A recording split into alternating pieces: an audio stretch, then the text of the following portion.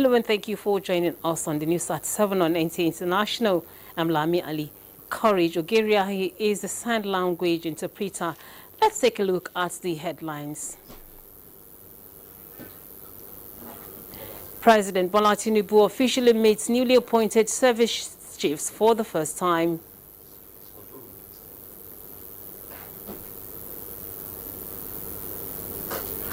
Cameroon's top courts declare incumbent Paul Biya, the world's oldest president, as the winner of the election. Optimism grows as U.S. President Donald Trump and China's Xi Jinping set to end their bruising trade war this week.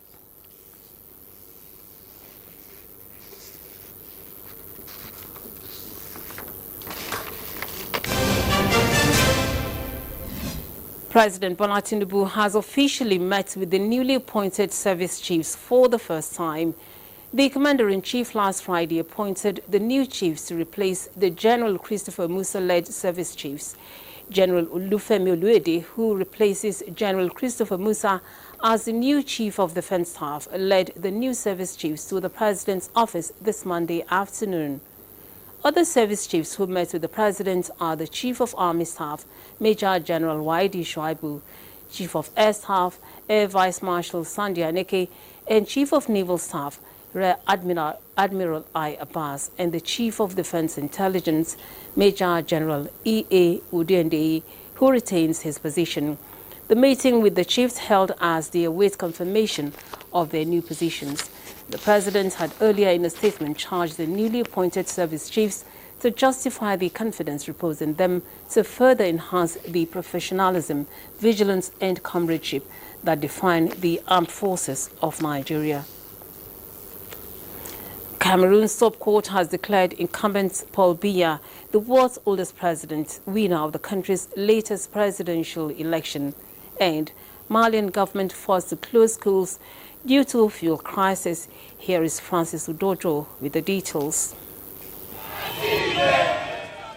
Reports in Cameroon say clashes with security forces before the announcement of Paul Biya as winner of the just concluded presidential election left at least 4 protesters dead as opposition supporters rallied to demand credible results.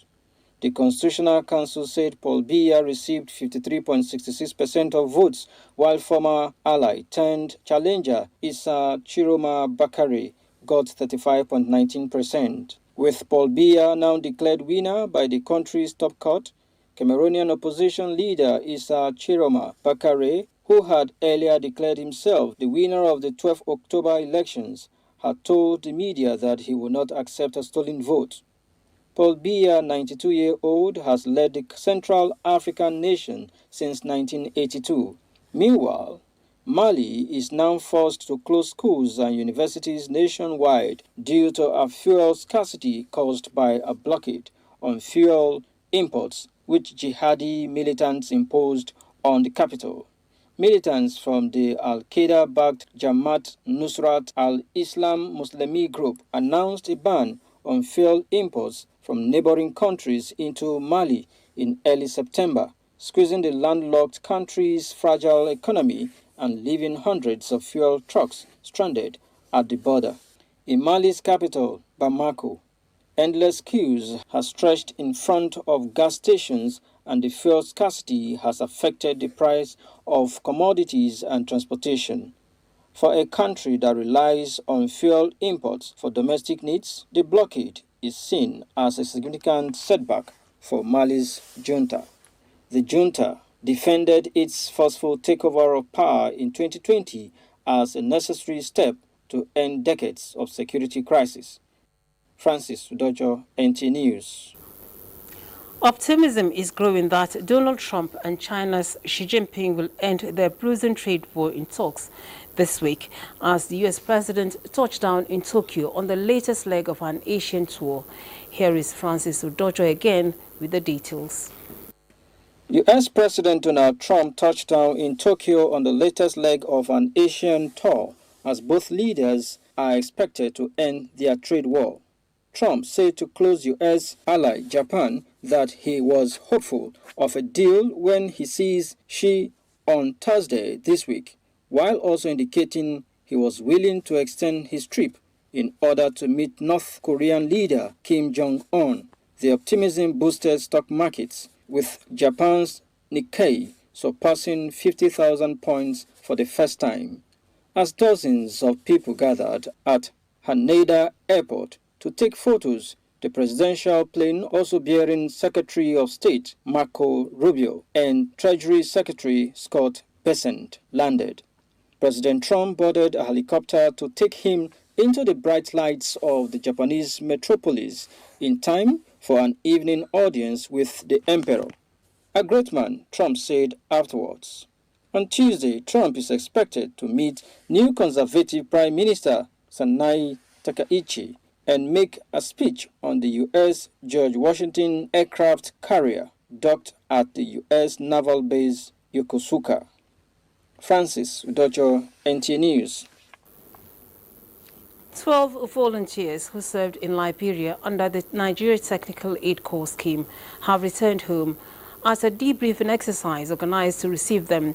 Authorities of the agency say information received from them will guide future plans for deployments. Here is Kelvin Iwunwayi with the report. The 12 volunteers are mailing teachers. They were deployed in 2023 to serve in Liberia as teachers in schools across that country, with the objective of assisting Liberia to bridge the gap, quality manpower, and encourage school enrollment. After 2 years of meritorious service, the volunteers have returned home to a pleasing reception where they were commended for their exemplary service to Nigeria and humanity. Information that we decide to get from them have already been gotten. So it's now up to Nigerian system to strategically cipher all the information that are useful and relevant to relevant sectors of Nigerian sectors of economy, our cultural environment, and our diplomatic engagement with those similar countries. Quite appreciated, because we always found on our duty posts we did not let down our beloved country. The concept of teaching in Nigeria here, I taught biology, the concept of teaching is not that different. It's the same thing. It's just that the way teaching flows here in Nigeria is not the same way in Liberia. Like my colleague has said, he said when you get to other countries in Africa, you learn the best how to appreciate your country more. They subsequently received the certificate of discharge with a call on them to put their experiences and exposure to use in their respective organizations. In Abuja, Kelvin Iwunwayi, NTA News. The chairman, Nigerians in Diaspora Commission, Abike Dabiri Erewa, has congratulated Muhammad Aminu Sani, an 18-year-old Nigerian, for making aviation history by earning a United States Federal Aviation Administration commercial multi-engine pilot license from Phoenix East Aviation in Daytona Beach, Florida. Dabiri Erewa described Sani's accomplishments as a shining example of the brilliance, resilience and determination of young Nigerians breaking global boundaries, stating that his achievement is at such a young age reflects the limitless potential of Nigerian youths when given the right opportunities, mentorship and support. Sani completed a rigorous training program in less than 12 months, an impressive feat achieved without a single check ride failure, a rarity even among seasoned trainees. Dabiri Erewa praised Sani for his discipline and excellence, stating that his success is a source of national pride and a beacon of hope for millions of young Nigerians striving to make a mark globally. Once again, Nigeria, the giant of Africa, charts a bold new course, achieving a groundbreaking first in aviation education. In a stride towards innovation and leadership on the African continent, the nation has unveiled its first ever transformative milestone, a private aeronautics university. That story is being packaged and it will come in our subsequent bulletin. You're watching the news on NTA International. More stories when we return as we take a break. Do stay. Thank you for staying. The leader of the proscribed indigenous people of Biafra, Nnamdi Kanu, has again failed to open his defense in the alleged case of terrorism act preferred against him by the federal government as they resumed hearing this Monday when he was to open his defense. The defendant says he has gone through the case file and allegedly discovered that there is no charge against him. Judiciary correspondent Austin Anyebe reports. The defendants had sought adjournment on the 24th October to enable him obtain his case file from his former legal team, which was granted by the court. He had earlier lined up 23 witnesses to be called, but when the case was called on Monday, the defendant said he has gone through the case file and allegedly discovered that there is no charge against him, hence urged the court to discharge him and grant his release from the DSS facility, stressing that there is no need for him to open his defense. The presiding judge, Justice James Omotosho, advised the defendant to consult wisely legal experts who are versed in criminal prosecution, reminding him that he had earlier ruled on his no-case submission, where he said that he has a case to answer. The judge, however, told the defendant that if he has made up his mind not to call any witness, then he should come back on Tuesday next week to address the court and thereafter close his case. The prosecution counsel, Adegboyega Awomolu, Senior Advocate of Nigeria, had told the court that the defendant saying there is no charge against him should be taken as his defense, and the court should therefore take their final written addresses and give judgment. More so that the defendant had spent 3 days from the 6 days slated for him to open and close his defense. While adjourning the matter to Tuesday, 4th of November for hearing or adoption of address, Justice Omotosho urged the defendant to seek legal advice as criminal procedural law comes with vast experience. He urged the defendant to serve the prosecution within 4 days from this Monday.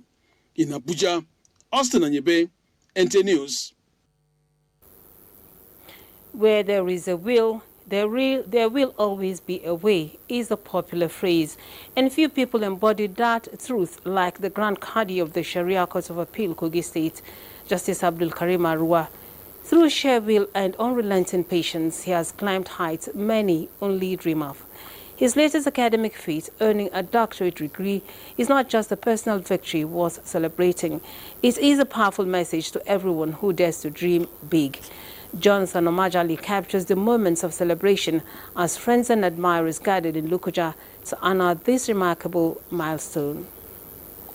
Away from the courtroom where he's revered for his brilliance in dispensing justice, away from lecture halls where he sat humbly as a student among his peers, Justice Abdul Karim Arua, the Grand Qadi, sits in an informal sequel celebration.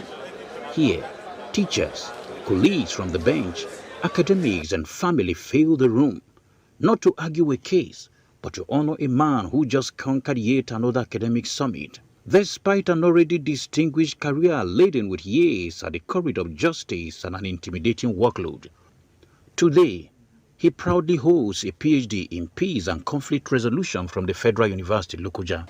He has attained the #1 position at least in the Sharia Court of Appeal. But promotion is God's own to give. The Chief Judge of Kogi State, Justice Josiah Majabi, is among those moved by this bold pursuit. He described the achievement as timely and valuable, especially in strengthening justice administration across the state. You have a lot to do.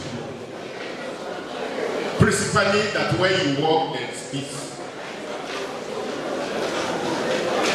Also, that in the state judiciary today, where there is conflict, you will always be available for peace. As His Lordship said, and as I will add, because conflict is a permanent feature and core part of human being, human relationships, human interactions, and human existence. You are a jurist, you take a PhD, you become an academic jurist, and then you train other jurists.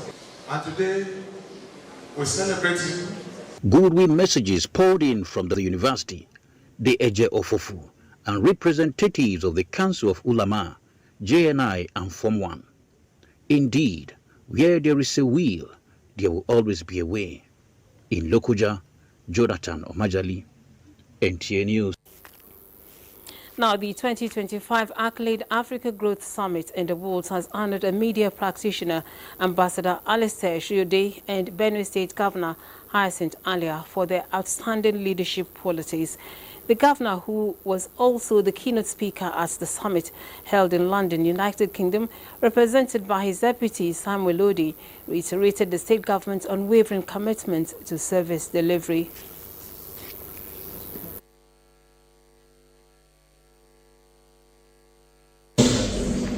The good people of Benue States across the 23 local governments wish to, in a very special way, appreciate the organizers of this award. This can only spur the governor, myself and our team to work harder to justify this award that you have given to us here tonight. Designed as a catalyst for strategic collaboration between Africa and the UK, the summit reaffirmed the continent's growing importance in the global economic landscape and celebrated the individuals propelling that transformation. The one-day summit was structured to promote investment, trade and innovation between Africa and the UK. Chairman Nigerians in Diaspora Commission NIDCAM Abike Dabiri Erewa has congratulated Muhammad Aminu Sani, an 18-year-old Nigerian, for making aviation history by earning a United States Federal Aviation Administration commercial multi-engine pilot license from Phoenix East Aviation in Daytona Beach, Florida. Dabiri Erewa described Sani's accomplishments as a shining example of the brilliance, resilience and determination of young Nigerians breaking global boundaries, stating that his achievement at such a young age reflects the limitless potential of Nigerian youths when given the right opportunities, mentorship and support. A statement by the Director of Media and Public Relations, NIDCAM, Abdurrahman Balogun, says Sani completed a rigorous training program in less than 12 months, an impressive feat achieved without a single check ride failure, a rarity even among seasoned trainees. Dabiri Erewa praised Sani for his discipline and excellence, stating that his success is a source of national pride and a beacon of hope for millions of young Nigerians striving to make a mark globally. To politics now, former governor of Jigawa State and chieftain of the People's Democratic Party, Sule Lamido, is threatening to take legal action against the party if he is not granted access to purchase nomination forms ahead of the forthcoming National Convention scheduled for November 15th and 16th in Ibadan, Oyo State. Timothy Yusuf reports that some principal officers of the party have also claimed to have been locked out of the processes leading to the convention. Here is the report. Former Governor Sule Lamido this Monday at the National Secretariat of the PDP to obtain valid forms to contest the office of the National Chairman of the PDP at the forthcoming elective National Convention of the party. It's always the office of the National Secretary. His attempts to obtain the PDP nomination form, however, proved unsuccessful. Traditionally, forms are normally sold there. That's why I came here. So if they're sold somewhere else, then I'll find why they've been sold, because they say they are now under the chairmanship of the Convention Committee. So Fintiri now holding the form, so I have to go to Adama and buy the form. Both the National Secretary, Senator Samuel Anyanwu, and the National Organizing Secretary, Umar Bature, also reacted to the matter. So I've never seen this kind of arrangement before. We are, if the National Secretary of the party, I don't see the color. I don't know if the form is red or white or black.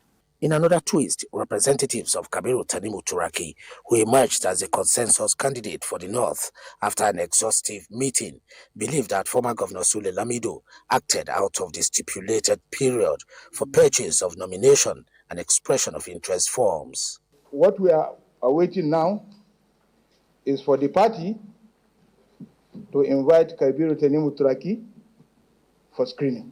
So if Sule Lamido went to the Wadata looking for forms, he went on the wrong date, because the party has stipulated which day you are supposed to go and buy form and which day you are supposed to submit form. Meanwhile, the National Convention Organizing Committee of the PDP has put on hold the screening of aspirants for the 2025 elective National Convention, earlier scheduled for this Tuesday, October 28, 2025. chairman of the party's National Convention Organizing Committee and governor of Adamawa State, Amodu Fintiri, in a statement says a new date will be communicated once fixed. Timothy Yusuf, NTA News. The federal government is assuring Nigerians in diaspora of more robust and coordinated engagements that will ensure easier and faster access to support and consular services from Nigerian missions abroad. This was at the Nigerian Stakeholders Engagements on Diaspora Governance convened by the House of Representatives Committee on Diaspora. National Assembly correspondent Metaire Ikpen reports. Diaspora remittances to Nigeria in 2024 are said to be in excess of $20 billion, constituting a crucial source of foreign exchange for the country. Little wonder the federal government is working hard to eliminate bottlenecks that frustrate Nigerians abroad by establishing clear channels for collaboration and communication. This time around, government is leveraging on technology by unveiling the Needrest mobile app designed to solve communication challenges. You know that most people have a lot of inquiries, they have a lot of reports, suggestions, ideas they want to make, but the channel has been a major problem. With this app being put together by the House, which they'll give us to run, it will be easier to deal with issues. You know, every state now has a diaspora focal person. Some states now have at the local government level. So maybe an issue is going to a local government level, we'll take it there directly. This is going to make it possible and easier for them to have some confidence, you know, that they can actually sit in the comfort of their homes out there, and then once there's an opportunity for investment, they can verify from the app to ensure that it's a right and proper and not a dubious, you know, call. The House of Representatives says it is keen about strengthening institutions that provide efficient services to Nigerians in diaspora. Hence, it is in sync with the executive arm of government to advance initiatives that enhance the welfare of Nigerians abroad. From the National Assembly, Metaire Ikben, NTA News. In a world filled with issues of gender inequality and the need for youth empowerment, the Center for Gender Security Studies is to train students and youths on gender security and other related activities. The students expressed their enthusiasm for the program, with many highlighting their expectations of gaining practical skills in combating gender insecurity. It's going to give me opportunity to work effectively in my involvement as a frontline respondent in combating of human trafficking and violence against persons, and most importantly, the issue of gender, which is a central issue as far as human trafficking and violence against persons concerns. It has been an eye-opening journey because I've actually been interested in gender, both the male and female gender, and having to understand and have a deeper insight about it, talk about issues that concern us, how it affects development, how it affects every aspect of life. So it has been an interesting one for me. The induction program is designed to equip students with the knowledge and skills necessary to address present societal challenges, such as gender-based violence, youth development strategies, and conflict resolution. The President has joined Chief Duke's family, friends, and well-wishers to celebrate a patriot whose life is defined by commitment to public service, community development, and promoting the best of Nigeria. President Tinubu acknowledges Chief Duke's service to the nation, particularly his years at NNPC and his impactful tenure as Minister of Culture, Tourism and National Orientation, as well as his role as Supervising Minister of Information. A statement signed by the Special Advisor to the President on Information and Strategy, Bayo Ononuga. The President commends the former Minister's dedication to promoting Nigeria's rich cultural heritage and boosting the tourism sector, as well as his pioneering efforts in the establishment of the centenary city in Abuja. And that does it on the news at this time on NTA International. I'm Lami Ali Korejogira. He has been the sign language interpreter.